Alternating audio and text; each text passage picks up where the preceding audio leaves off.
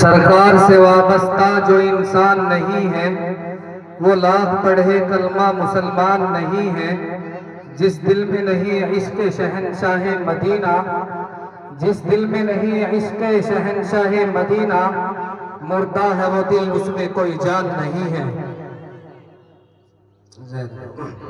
حضرات محترم، ایک ایسے خطیب تک پہنچنے کی جسارت کر رہا ہوں، جرأت کر رہا ہوں، ہمت کر رہا ہوں، جو ظلمت کدہ دل میں خوف خدا عشق مصطفیٰ کا چراغ روشن کر دیتا ہے، وہ اس مدرسے کا طالب علم ہے، محمد زید سلمہ۔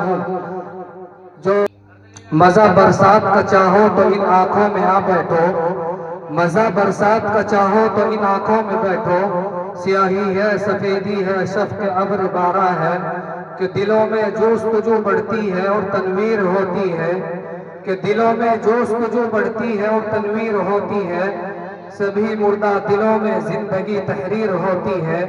دلائل جب یہ دیتے ہیں تو عقلیں دنگ رہتی ہے، دلائل جب یہ دیتے ہیں تو عقلیں دنگ رہتی ہے، ہمارے اس خطیب کی کچھ اس طرح تقریر ہوتی ہے۔ محمد زید۔ بسم اللہ الرحمن الرحیم، نحمدہ ونصلی علی رسولہ الکریم، اما بعد فاعوذ باللہ من الشیطان الرجیم، بسم اللہ الرحمن الرحیم۔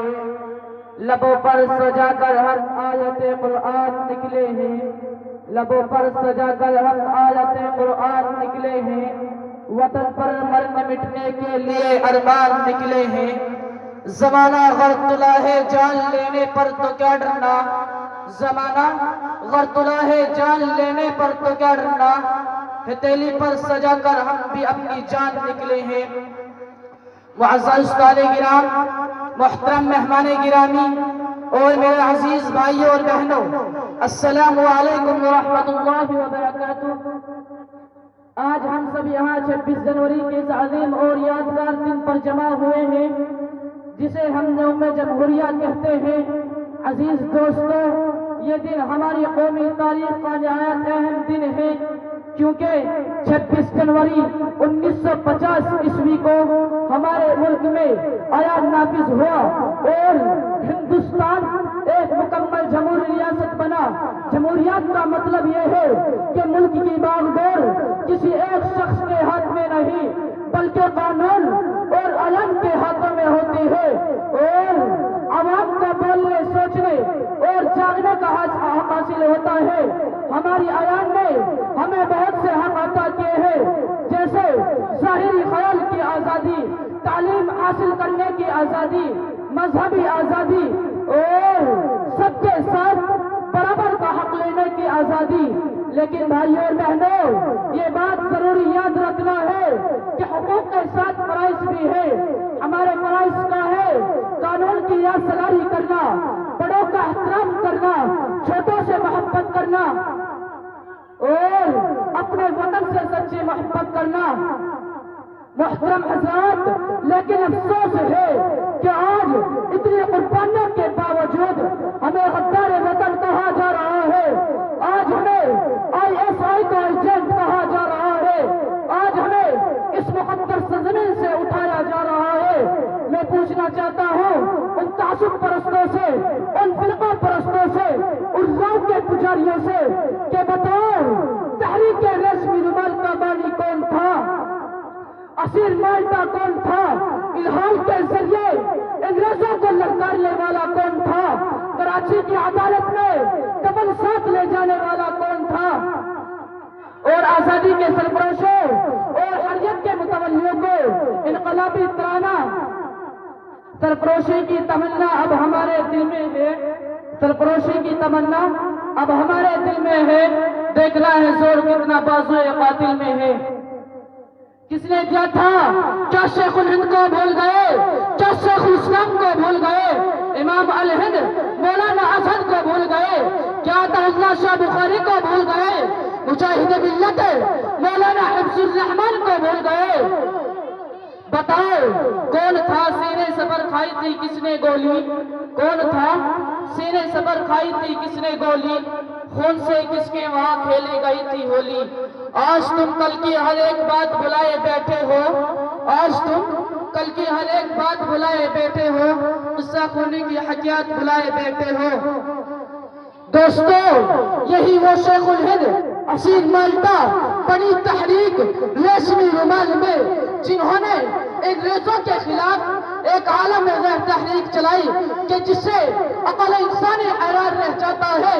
یہ شخص قد و قامت کے اعتبار سے قوی اللہجہ و عظیم الجسا تو نہیں تھے، البتہ محسن انسانیت، ہادی عالم، مجاہد عدم کے سچے امتی تھے۔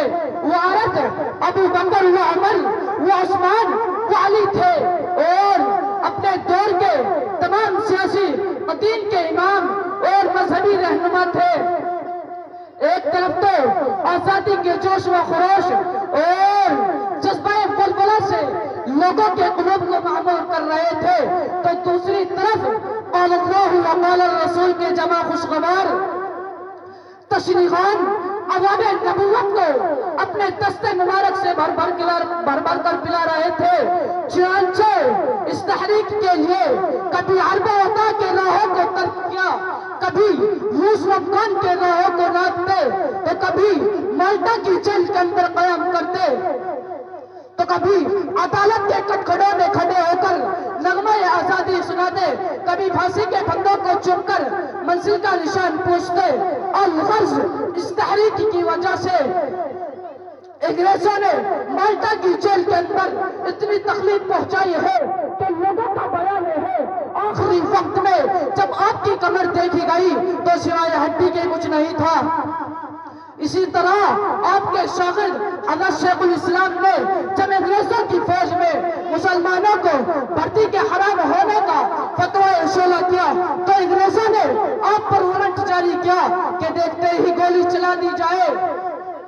اسی دوران کراچی کے اندر ایک کنفرنس ہوتا ہے، لوگوں کا خیال ہوتا ہے کہ مولانا مدنی نہیں آئیں گے، مگر اچانک اس وقت لوگوں کی آنکھیں پھٹی کی پھٹی رہ جاتی ہے کہ جب یہ شخص قد و قامت کے اعتبار سے جب یہ شخص کفن برداشت ہو کر اسٹیج پر تشریف لاتے ہیں اور جلسے کے صدار اس شعر سے شروع کرتے ہیں، لیے پھرتے ہیں بلبل چوچ میں گل، لیے پھرتے ہیں بلبل چوچ میں گل، شہید نز کی تربیت کیا ہے۔ اس کے بعد شیخ الاسلام نے یہ شعر پڑھا، کھلونا سمجھ کر نہ برباد کرنا، کھلونا سمجھ کر نہ برباد کرنا، کہ ہم بھی کسی کے بنائے ہوئے ہیں۔ دوستو، لیکن افسوس ہے کہ آج غیر تو غیر ہم خود نے ان اکابرین کے کارناموں کو بھلا دیا ہے۔ آج مسلم یونیورسٹی، مسلم کالجوں کے اندر بھی ان اکابرین کے کارناموں کو بالا طاق رکھ دیا ہے۔ جب سے ہم نے ان اکابرین کے کارناموں کو فراموش کیا ہے تو ہم پر کیا گزری اور کیا اب کیا گزر رہی ہے۔ وہ روزے روشن کی طرح آئے جن پر یہ شعار یاد آتا ہے، نہ میں تحریک چھوڑوں گا نہ میں قرآن چھوڑوں گا، نہ میں تحریک چھوڑوں گا نہ میں قرآن چھوڑوں گا، نہ اس مٹی کو چھوڑوں گا نہ یہ پہچان چھوڑوں گا۔ ارے تجھے کرنی ہے جتنی کوششیں کر مٹانے کی، تجھے کرنی ہے جتنی کوششیں کر مٹانے کی، نہ میں اسلام چھوڑوں گا نہ یہ پہچان چھوڑوں گا، وما علینا الا البلاغ۔ ہمت نہ ہارے جو مسافر ہو تو ایسا ہو، کبھی ہمت نہ ہارے جو مسافر ہو تو ایسا ہو، پلٹ کر گھر نہ آئے جو مجاہد ہو تو ایسا ہو، حیات مغربی فوراً ہی امام بدل جائے، حیات مغربی فوراً ہی امام بدل جائے، وہ لمحہ ہو تو ایسا ہو، واعظ ہو تو ایسا ہو۔ اب اس کے بعد ترانہ گنگنانے کے لیے ایک معصوم سے بچے کو میں دعوت دے رہا ہوں اس شعر کے ساتھ۔ محمد ولی، لبوں پر ہم سجا کر آیت قرآن نکلے ہیں، لبوں پر ہم سجا کر آیت قرآن نکلے ہیں، وطن پر مرنے مٹنے کا لیے ارمان نکلے ہیں، زمانہ گر تلا ہے جان لینے پر تو کیا ڈرنا، زمانہ گر تلا ہے جان لینے پر تو کیا ڈرنا، ہتھیلی پر سجا کر ہم بھی اپنی جان نکلے ہیں۔